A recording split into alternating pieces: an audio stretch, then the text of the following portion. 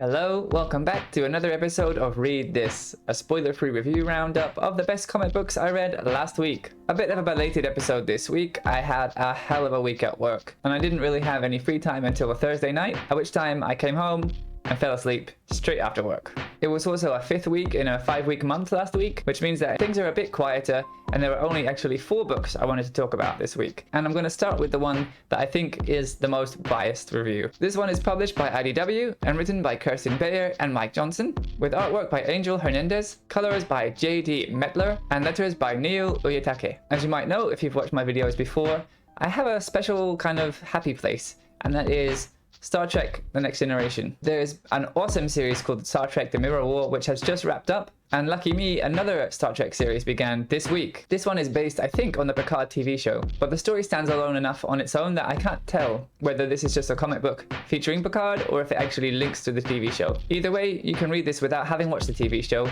which is lucky since I heard nothing good about season 2 of Picard. So first up, I want to talk about the art in this book because it's beautiful. For want of a better word, it's very pretty, which is not necessarily a style that you would expect for a Star Trek comic. Also, all of the outlines are colored lines, which makes me really want to know how the coloring process worked for this book. Like, did the artist draw in black and white and then the colorist colored in their outlines? Or did the artist draw in colored outlines and then the colorist filled them in? I don't know how they did it, but it looks lovely. Another thing that's so great about having Picard in comic book form is that they can do flashbacks and go back in time without needing to find an actor that looks like Picard or to somehow digitally de-age him. So all those scenes set in the past just feel much more natural. So in this book, we get a flashback to the time that Picard was the captain of the Stargazer, and he found a planet which was pre-warp, which means that the Federation cannot interact with them. They don't want to interfere in any civilizations that don't yet have warp technology. But on this planet, they found a very useful mineral. And also the Kardashians found this mineral as well. And so the Stargazer and the Kardashian ship have kind of a confrontation. So having that flashback part leads us to what's going to happen in the present, which is that that planet has now been found to be completely desolate. So this was a pre-warp civilization that existed, was flourishing on this planet, and now it's gone dark. And so Picard has been asked to go down to that planet and find out what's been going on. But when he gets there, there's somebody waiting for him. As I said at the beginning, maybe it's my bias, because I really do love reading these Star Trek comics. But this was great, and it was so nice to see this colorful, vibrant artwork in a Star Trek comic. I've never seen one that looks like this before. It feels even more warm and fuzzy because it's lovely to look at. It's very comforting. And seeing Picard in a flashback with hair was so cool. So definitely one to pick up if you're a fan of TNG or Picard, and one that I think you can understand even if you're not. There's a character that appears here that's in a Star Trek series that I've actually never seen, but from the way that the comic presents them, you can kind of understand their relationship to Picard and get an idea of them as a character too. So in a funny way, I'm learning about a major Star Trek character from a show I've never seen through a spin-off comic. But it works. So yeah, just lovely to look at. Very warm and friendly feeling comic. That said, the planet is empty, so something pretty bad must have happened, right? We'll see what happens as the story goes forward. Moving on to Marvel now, we've got The Variants number 3, written by Gail Simone, with art by Phil Noto, and letters by VC's Corey Petit. If you've seen any other videos on my channel, you'll know that I love this series, and I've talked about every issue of it so far. We're at issue 3 now, and the other Jessicas have kind of come together, and they have lots of discussions about their various realities. So most of this issue is just conversation between these women that are all different versions of one woman. And what's so great about that is all of them having to deal with the emotional impact of hearing about how different things are in the different realities that they came from. There's an especially lovely moment where one of the Jessicas has never come into contact with the Purple Man and doesn't know who he is. So when she mentions this to Jessica, Jessica realizes that the thing that ruined her entire life never happened to this person, and she's completely different because of it. And all that Jessica can think to do at that moment is to give her a big hug and decide not to mention it. It's so impactful and so emotional. There's also a really cool sequence of Luke Cage, who's hiding in a hotel with his and Jessica's daughter. He steps out for a moment, and someone confronts him in the elevator. But before they start fighting, there's an old lady in there holding her purse because a black man just got into the elevator.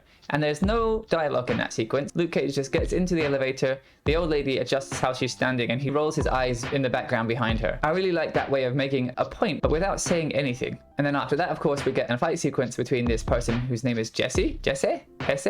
I don't know who he is, and Luke Cage. So again, it's another issue of a comic book that's a lot of conversation and a lot of talking, which I think some people might find boring. I think some people read comics and they really want to see the action, but this is the kind of stuff that I love. I think this is a lot cooler than seeing panel after panel of action poses. As always, Phil Noto's artwork is just gorgeous. And from the start of this series, facial expressions have had such a big part in the storytelling. Now all that remains to be seen is what these Jessicas will do now that they're together. How our Jessica Jones is going to deal with the potential danger that's coming from the Purple Man, and what's going to happen to Luke Cage, who's now in a fight with somebody, though personally I have no idea who that person is. It's such a special series, it's so wonderful to read, and I'm really sad that it's going to end soon. Sticking with Marvel now, we've got X-Men number 14, written by Jerry Duggan, with art by C.F. Villa, art by Matt Miller, and letters by VC's Clayton Cowles. This is a bit of a strange one given what's going on with the X-Men, Avengers, and Eternals right now. It's an issue that doesn't really tie into that most of the time. There are a couple of pages in which Cyclops talks to the new god that's been made, but mostly this issue is about Iceman. So what happens this issue is that some aliens throw a device into the sun, and this device is there to cause solar flares which are going to mess up Earth. And of course everybody right now is quite busy, so it falls to Iceman to deal with this. And that's about as much as I can say about it without spoiling what happens, but it's an example of mutant powers being used in a really smart way, and it kind of shows off how strong Iceman is. He's a character that I've known about and seen now and again in the comics, but I've never really known how powerful he is. In this issue, he makes a big wall of ice big enough to cover a large part of the Earth from the atmosphere, which is pretty crazy. And then after all said and done, he makes a really nice speech on his way through one of the gates, which is surrounded by reporters. So this is an issue that's a little bit sideways from what's currently happening. Doesn't really tie in that much, but it's a really nice character issue for Iceman. So I just thought that was super neat. And lastly, moving over to Boom Studios now, we've got House of Slaughter number 8. Story development on this one was by James Tynion IV, but it was written by Sam Johns, illustrated by Letizia Caronisi, colored by Francesco Sagala, and lettered by Andworld Design. Something is Killing the Children is a series that has become very popular, but actually personally I prefer this spin-off series, The House of Slaughter, which deals with the different houses within the Order of St. George. Lately, the series has followed one character on a boat with his monster that's trapped in a paintbrush, and they've been watching a scout camp, which is expected to manifest the monster very soon. So far, nothing has happened. So for a couple of issues, it's been this character and a paintbrush on a boat talking to each other and just watching what's going on. And they've just been pondering things and thinking about different things in this world. And that's what happens here in this issue too. No monster has yet appeared, and the young man on the boat starts to wonder about why and how monsters do appear in this world. We know that they're drawn to fear, but he starts to wonder about the different kinds of fear. Maybe different monsters like different flavors of fear, he says. Then he begins to think about how he can force a monster to appear, if he attracts it with the right kind of fear. But fear isn't something that he really feels about these monsters or about death in general, which comes out through the conversation with his monster. And as they continue talking, he remembers a case where a monster appeared, had the opportunity to kill 2 people, but hesitated. And the more he thinks about it, the more he realizes he can't remember which case file he read about this in. And the more he thinks about it, the more he realizes he can't really recall where he heard about this or where he read it. And again, that's about as much as I can say about it without any spoilers. So here we are again, another issue of a comic which focuses mainly on conversation, about world building and about learning more about these characters. We've been with these two on the boat for 2 or 3 issues by this point, and I feel like there's going to be a big payoff when the monster finally does appear.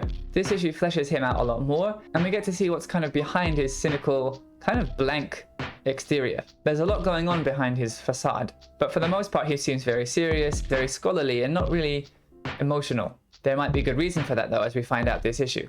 So I'm curious to see if his plan is going to work, what he's going to do about it if it did work, and then if he survives, what kind of reception he'll get when he goes back to the Order of St. George, because it seems like perhaps they don't expect him to survive this.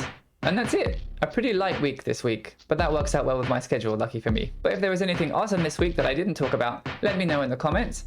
Give me a follow at BoxesandBubbles on Twitter to hear about these books as I read them, as well as any that don't make it into my best of videos each week. If you really want to help me out, throw me a sub here on YouTube, and if you're so inclined, come hang out with me on Twitch.